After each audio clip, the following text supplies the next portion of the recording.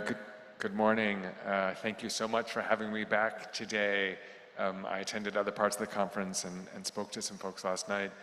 And the work that you're all doing is really incredible. And I'm learning so much being here and learning from all of you. So I'm grateful to you for that.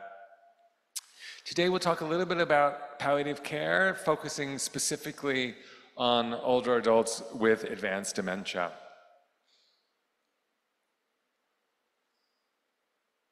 I have just acknowledged that some of my colleagues helped me with my presentation, Drs. Audrey Chun, Mary Ersick, and Dax Foley for the use of some of those slides, so thank them for that.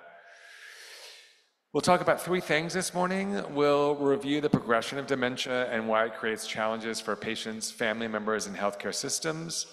We'll talk about ways that palliative care can improve care for patients with dementia. And then I'm going to spend quite a bit of time at the end of my talk talking about non-pharmacologic interventions to treat behavioral disturbances of dementia, and that will dovetail nicely because I think there's a talk also this morning focusing specifically on the use of antipsychotics. So I'm actually not going to talk about medications at all. I'm going to talk about behavioral interventions, and then this morning someone else will be talking about medications or pharmacologic interventions. So first, let's just get a sense of the general scope of Alzheimer's disease and other dementias.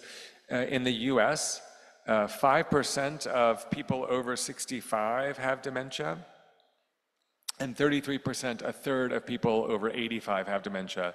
That's 6 million Americans. Worldwide, we know the prevalence is 55 million people across the world with dementia, and there are about 10 million new cases per year.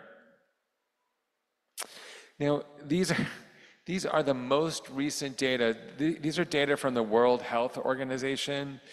The WHO doesn't have data from last year. This is from a survey that they do every couple of years. And so particularly given the fact that the Thailand data are from 2019, this doesn't necessarily reflect COVID, but I'm going to show you that's actually not my point.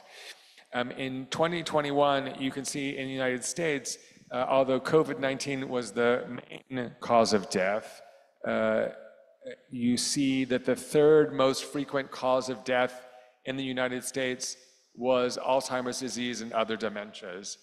In Thailand, again, this is pre-COVID, the data are not available yet from the World Health Organization. Since then, you don't see the dementia is here. The main thing I would say is dementia is probably not there yet, but I bet if we looked at the data now, it would be different. We know that in the United States, folks spend a lot of money on caring for their loved ones with dementia. The average cost of informal care per year in the last 5 years of life is $83,000. That's about 3 million baht. And in terms of out-of-pocket spending, that is what families have to pay to take care of their loved ones, it's about 2.2 million baht, about 61,000 US dollars. In terms of the percent of people's money, of their wealth, families are spending about a third of their wealth on caring for older adults with dementia. For patients or families that have less money, those with less than a high school education or who are unmarried, the percent of their total wealth is higher. So for unmarried or a widowed woman, almost 2/3 or 60% of their income is going towards out-of-pocket spending for the care of folks with advanced dementia. We know that dementia is different. So this is 3 different disease trajectories. On this axis is function, and this is time. So the blue line represents cancer. And individuals with cancer have a pretty good period of functioning and then have a sudden decline. The red line is advanced organ failure. So advanced heart disease, advanced lung disease, advanced liver disease. And those individuals have periods of exacerbations where they get better, and then they have another one, they get worse, and they get better, and kind of go up and down until they die. Dementia is very different. We know that dementia is a longer trajectory, and dementia has much worse function. So folks with advanced dementia start at a lower place on their trajectory, on their functional status, and then it continues to just decrease over time. Advanced dementia is seen with a couple of characteristics: profound memory deficit, speech limited to less than 5 words, total functional dependence, incontinence, inability to ambulate. And I'm going to talk later about this and some of the work that we do in palliative care to educate families about the trajectory of advanced dementia. We know that dementia is different than any other illness that we have. So if you just focus on this, on the right of the graph here, this is the percent of patients with, so blue is no disability, this white is sudden disability, accelerated disability, and the orange, which is what I want you to focus on, is the persistent disability. And what you see is that in advanced dementia, the persistent disability is much higher as folks get to the end of life, right? So it's not like cancer where they have disability for a month or two. Patients with advanced dementia have prolonged functional disability over years, which takes an incredible toll on the family caring for them. In the Cascade study, which is a prospective study of 323 nursing homes, residents with advanced dementia, the overall mortality was 53%. 41% developed pneumonia, 53% had a febrile episode, and 86% had an eating problem. What you also see on this slide is that as they have those things happen to them, their risk of dying actually increases. So the 6-month mortality after one of these events is very high for each of these individuals. So we know that when patients have these incidents in dementia, then that's the time to think about the fact they may be coming towards the end of their life. And if you haven't done advanced care planning, to start it. And if you have done advanced care planning, it may be time to readdress it and someone is hospitalized or has swallowing difficulty. We know that there is a tremendous financial, which I mentioned earlier, and emotional cost to families and family caregivers. 90% of dementia patients have a family caregiver. The majority are women. A large number of those care for depression, and caregivers reporting strain have a almost 2-fold increased risk of death after you control for everything else.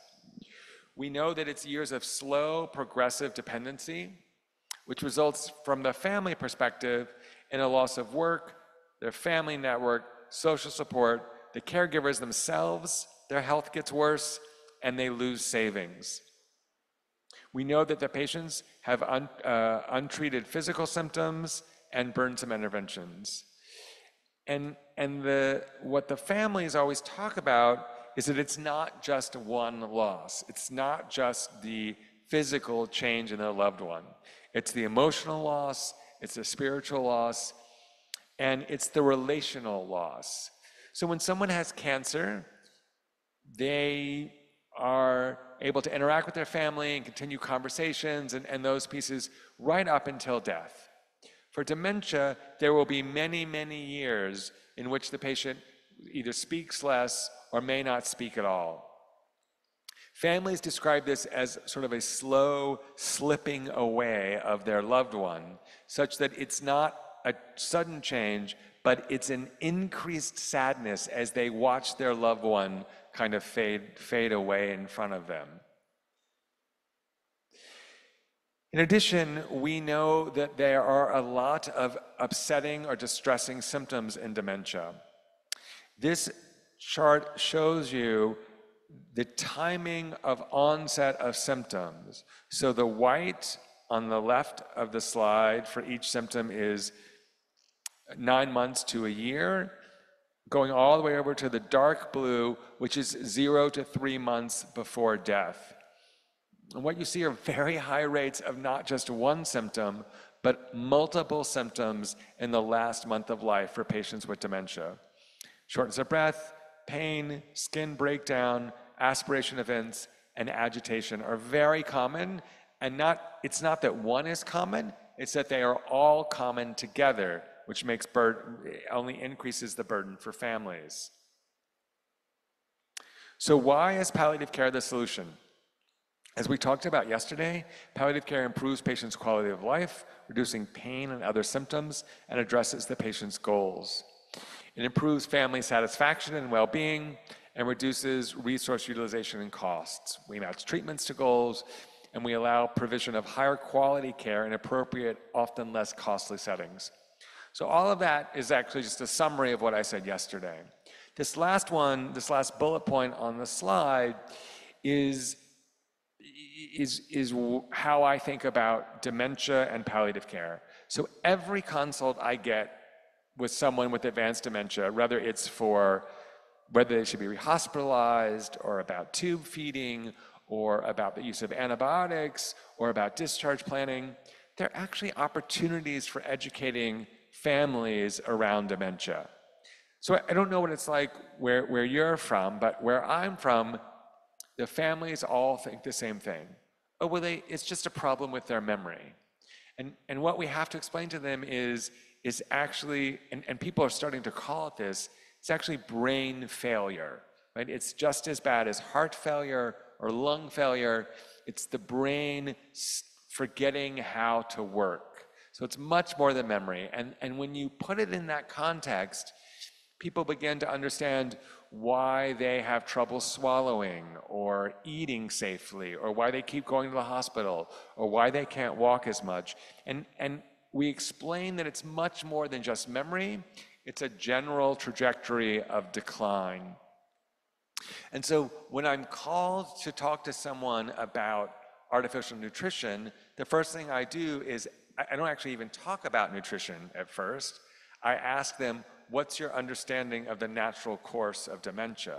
Because once we explain that, I find that conversations around artificial hydration and nutrition are different, right? So instead of starting with, should we put in a feeding tube, we explain that dementia has a natural progression, that it's terminal, it's the brain breaking down over time, and that sets the stage for the conversation about artificial hydration and nutrition in a different way.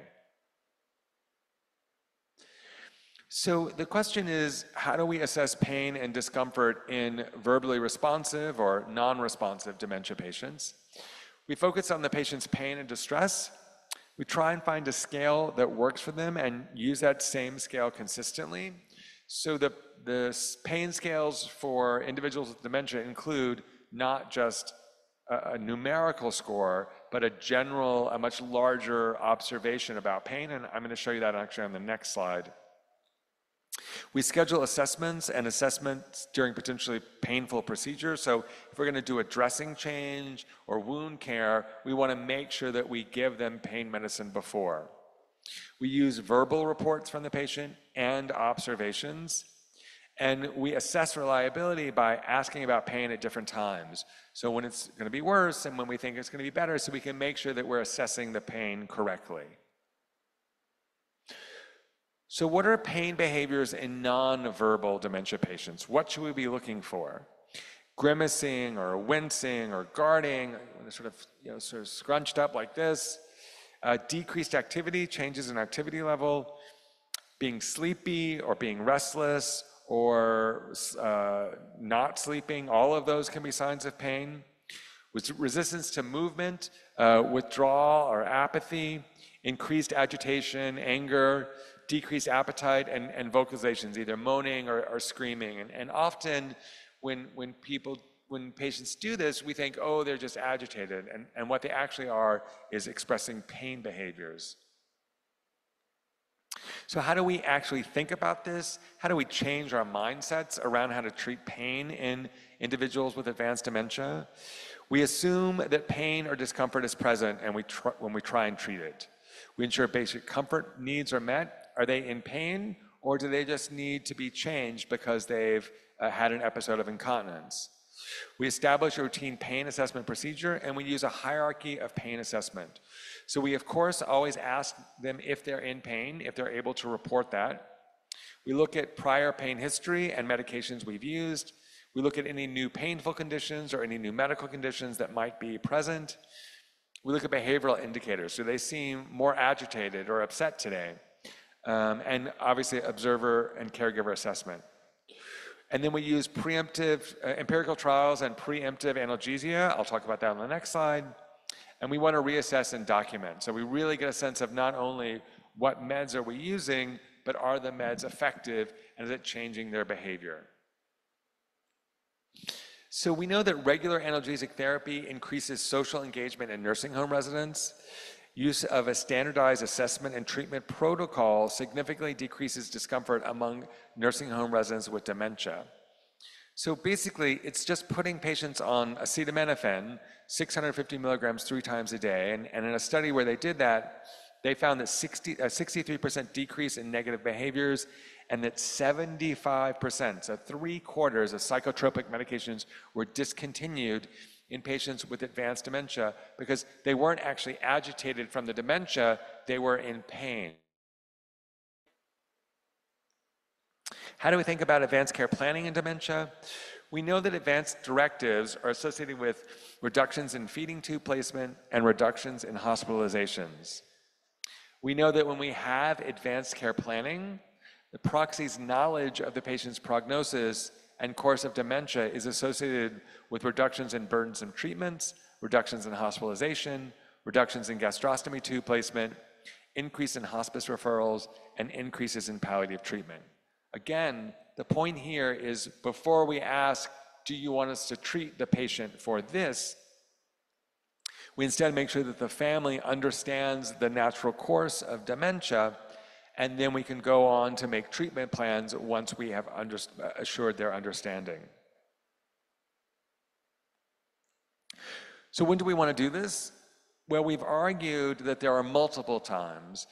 So one time to do this is certainly whenever anyone is admitted to a nursing home, that is the time to certainly think about advanced care planning, because we know if they are being admitted to the nursing home, that is a moment in time to reassess what happens if they get worse.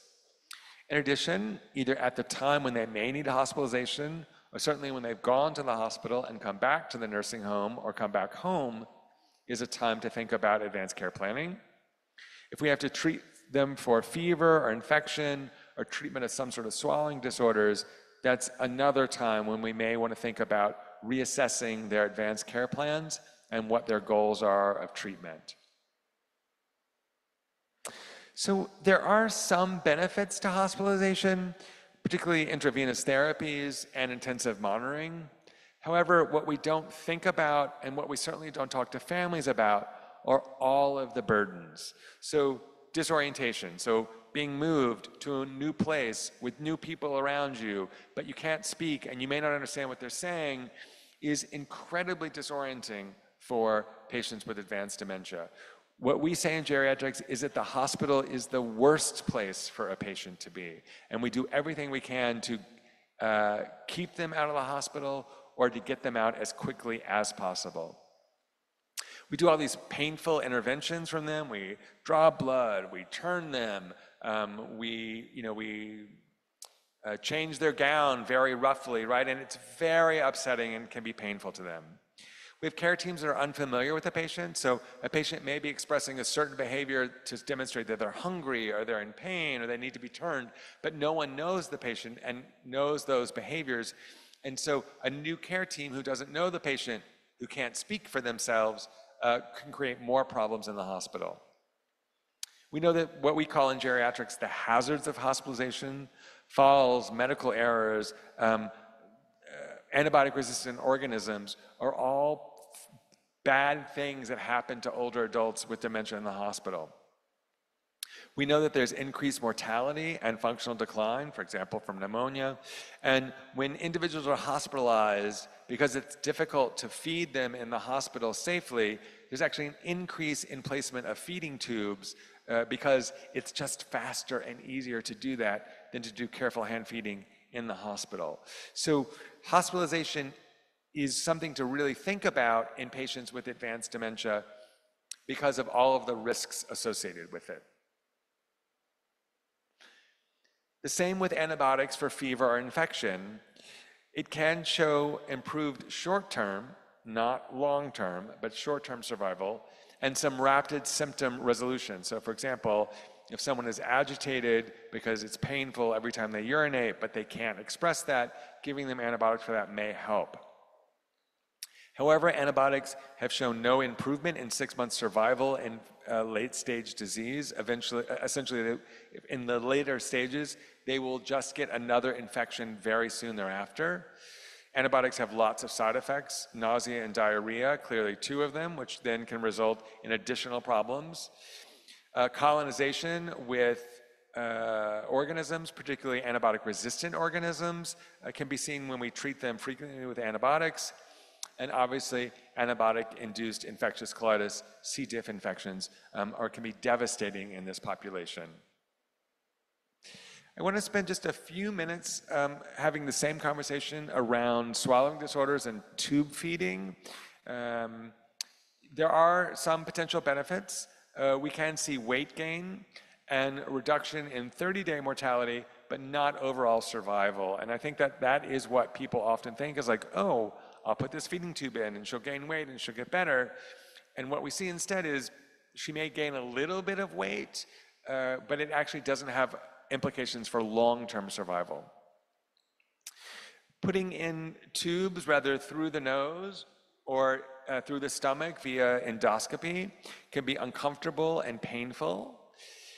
We talk a lot about careful hand feeding, careful spoon feeding for older adults with dementia, which is about swallowing more safely. It also creates human contact and interaction in a different way than just plugging someone into a feeding tube. And so I think we often forget that in addition to the swallowing piece, the feeding is about the interaction and touching and giving comfort.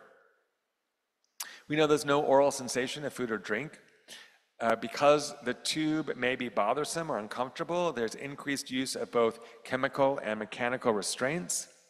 And actually, there's been no long-term survival benefit and perhaps reduced survival compared to aggressive spoon feeding. So I get this question all the time, right? So does artificial hydration and nutrition improve survival in dementia?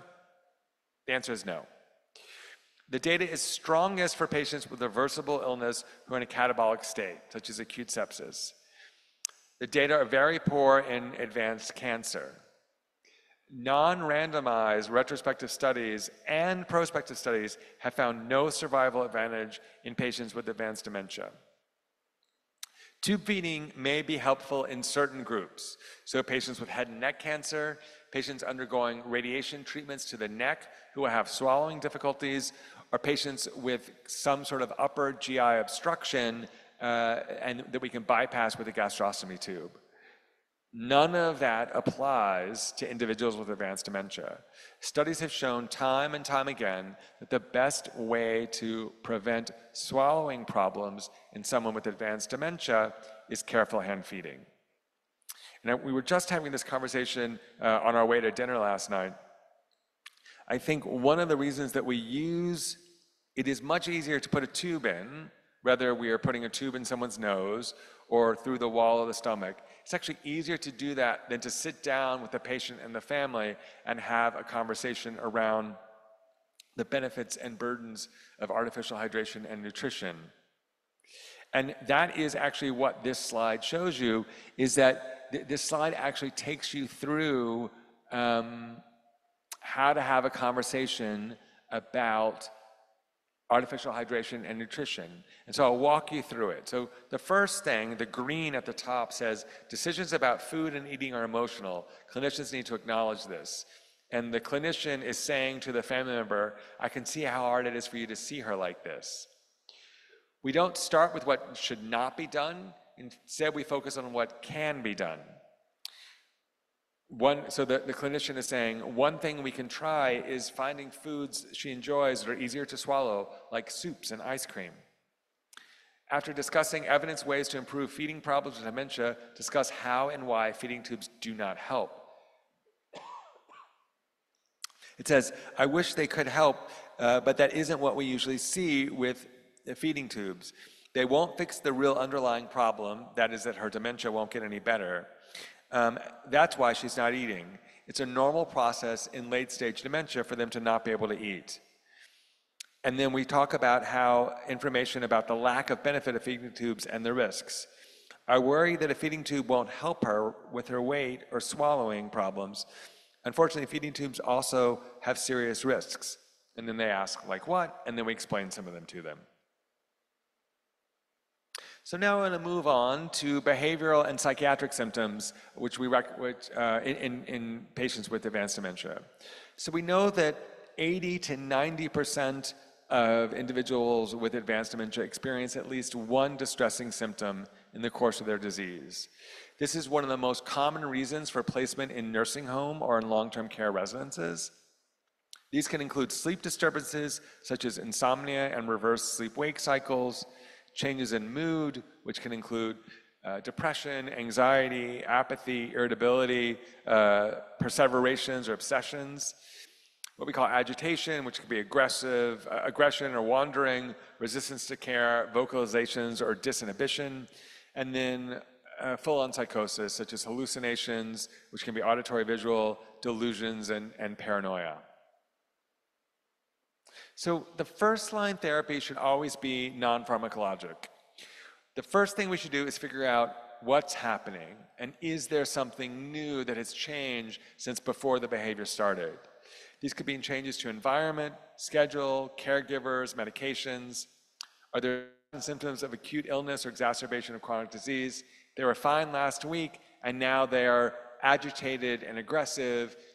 Do they have a urinary tract infection?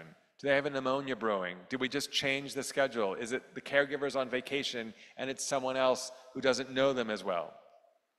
So we identify the triggers, we then look at environmental modifications, and behavioral interventions are most likely to be effective, or we try other non-pharmacologic interventions.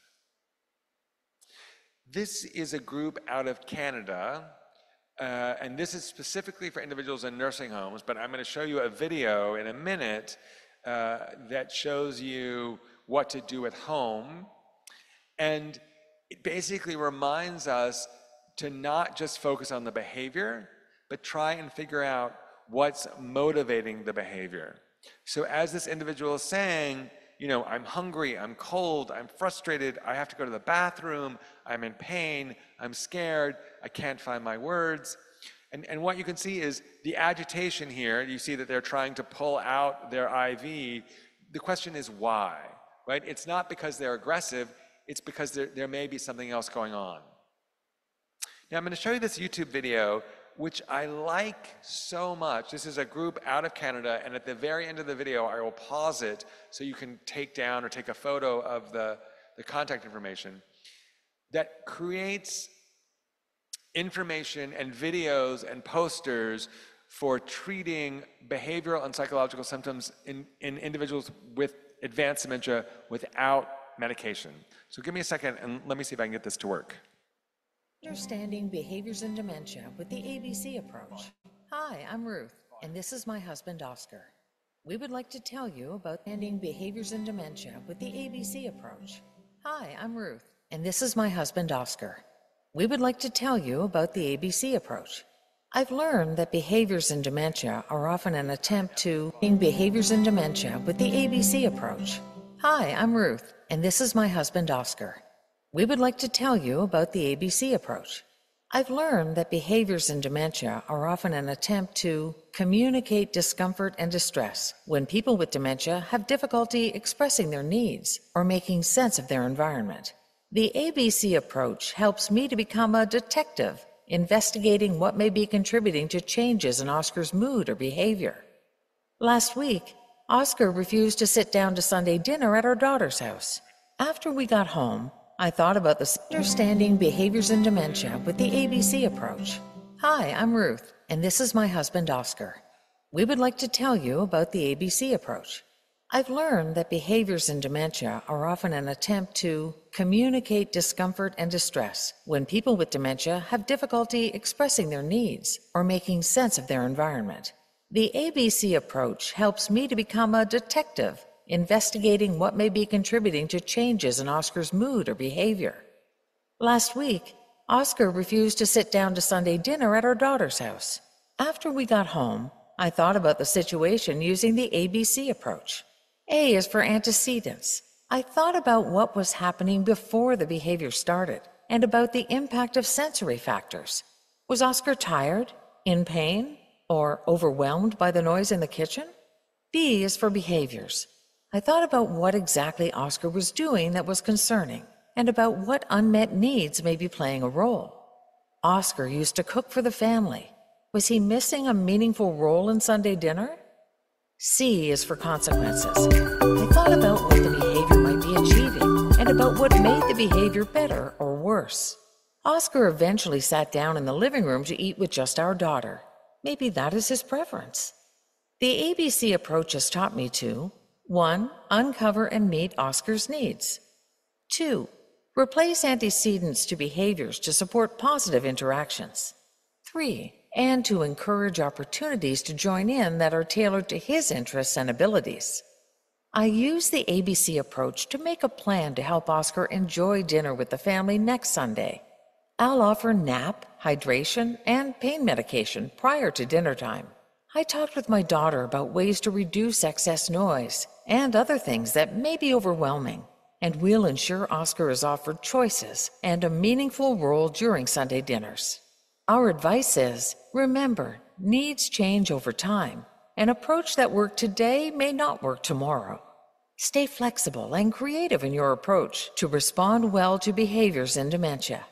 Visit the Behaviors in Dementia Toolkit, a free online library of resources created for healthcare providers, care partners, and families who are supporting people experiencing behaviors in dementia.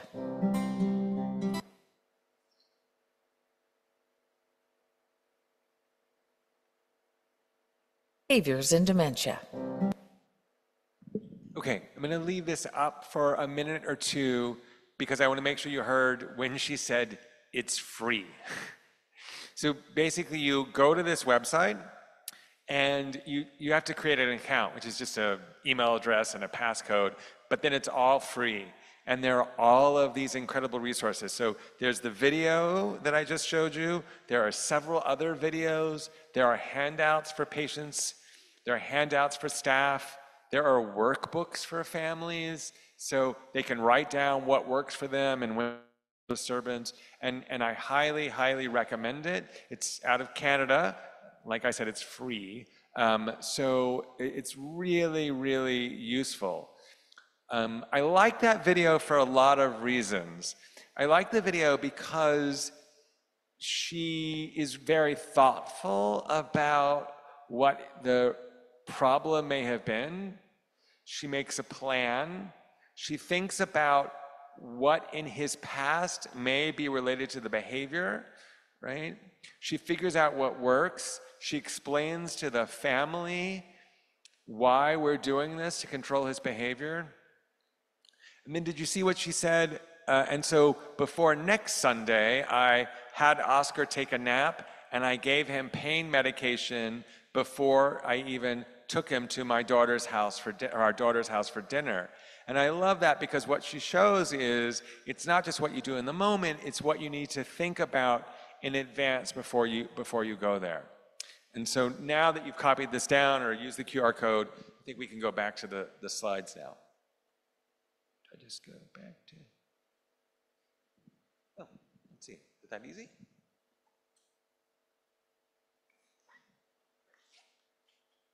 Thank you so much.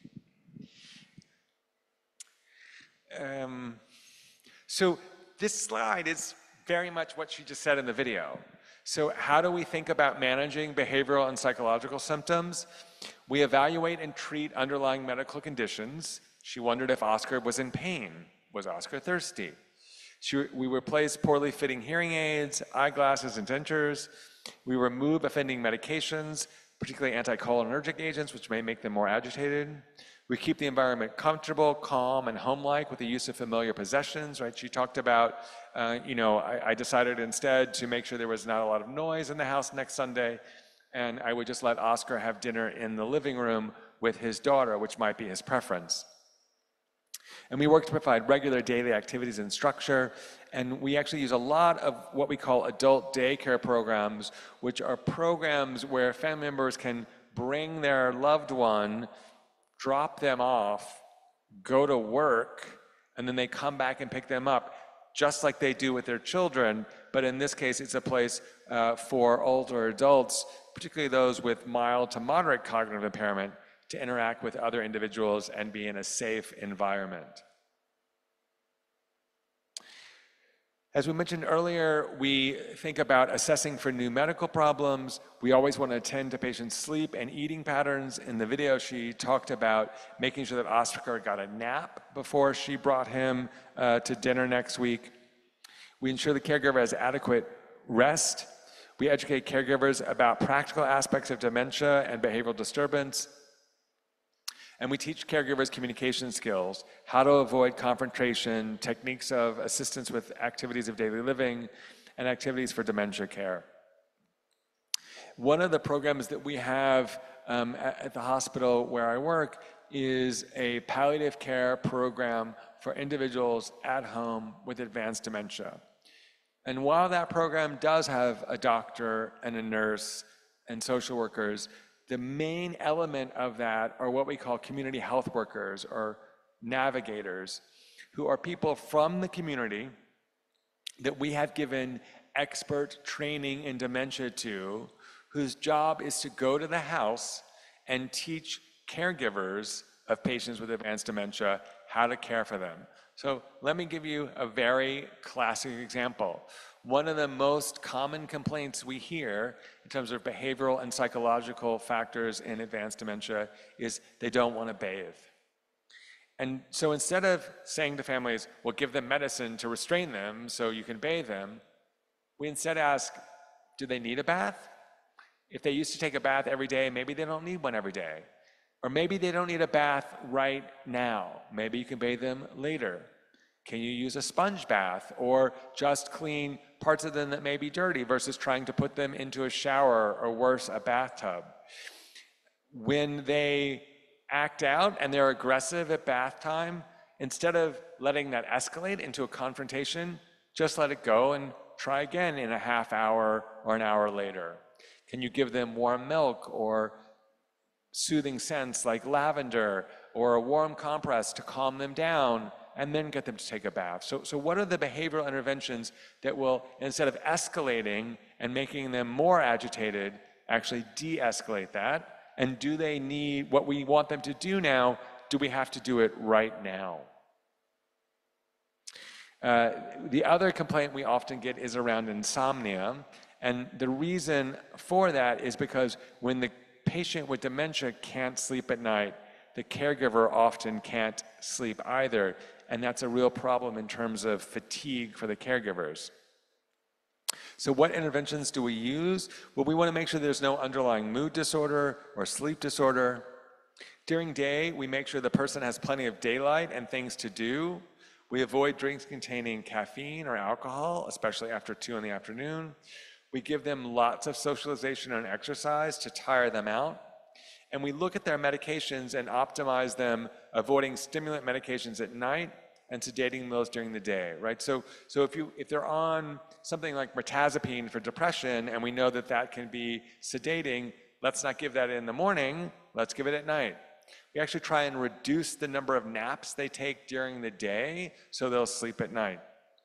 During the night, we optimize the sleep environment. We make sure it's the right temperature, there's the right amount of light.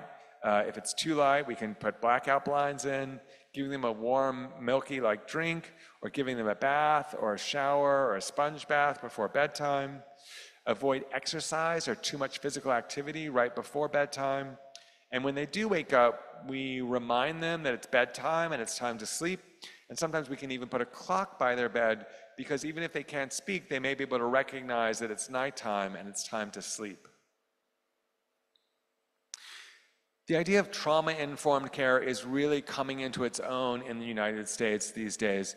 And in short, and then I'll explain it in greater detail, this is to think about past trauma and how it might be playing a role in current behavior. We think about this mostly in veterans, particularly veterans who've been in war zones, who've been in the army, were fighting, et cetera, and how that past trauma relates to current care, particularly in dementia. So trauma-informed practice in dementia takes into account the possibility that some of the behavior they're experiencing, they're demonstrating now, may be related to traumatic behaviors in their past. We know that traumatic experiences can have lasting effects on a person's mental and physical health that will continue to impact the person throughout their life. Caregivers can also provide support to individuals with dementia who are experiencing triggers to trauma in the following ways. So recognize the signs of trauma. Oftentimes this can be things like TV shows or sounds on the radio that may be traumatic to them. Doing some work around life story to inform a potential previous trauma. Making sure they're in a calming and low stimulus environment to offer therapeutic interventions, for example. Mindfulness practice, sensory cues, music, sound, sense to focus on the present and where they are now and not the association with something in the past. And then providing various kinds of sensory stimulation, particularly good for dementia, or a weighted blanket that can help people calm and reduce some of the triggers. So in summary, dementia provides unique challenges based on its long trajectory of functional decline. We also know that caregiving places significant strain on the family and the team caring for patients with dementia. And behavioral disturbances are common in dementia and can be managed with non-pharmacologic interventions. So thank you so much for your attention this morning. I'm happy to take questions on this talk. I think there's going to be some translation. I'm happy to take questions on this talk, and I know there may have been some questions from the chat yesterday that I didn't get to, so I'm happy to take questions on this talk or anything from the talk yesterday as well, but I'm going to hand this over for a moment or two of translation first.